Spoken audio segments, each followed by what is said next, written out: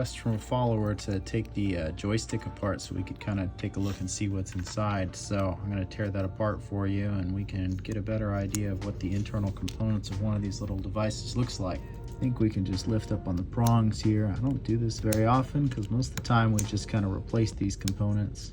But I think what we can do is prop these prongs up and then just lift the backing away.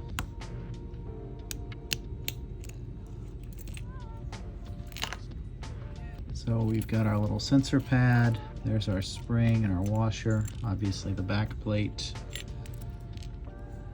And these are the little contacts that move around when you move the joystick up and down, and then left and right fell out here. But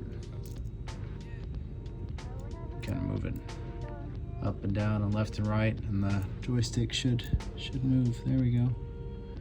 Up, down, left, right. And then you can see your little sensors here. So this is a great example of exactly why you get joystick drift, is you can see these sensor pads just get wear and tear on them. Not sure if my camera's picking that up quite as well as I can see it with my eyes, but there's definitely some wear on this sensor here, just from coming into contact with these little metal prongs that make the movement. They're just a replaceable part. They're not designed to last forever. I always kind of compare them to tires on a car. You know, eventually you're just going to wear them out, and you know, that's why we put a new one in there.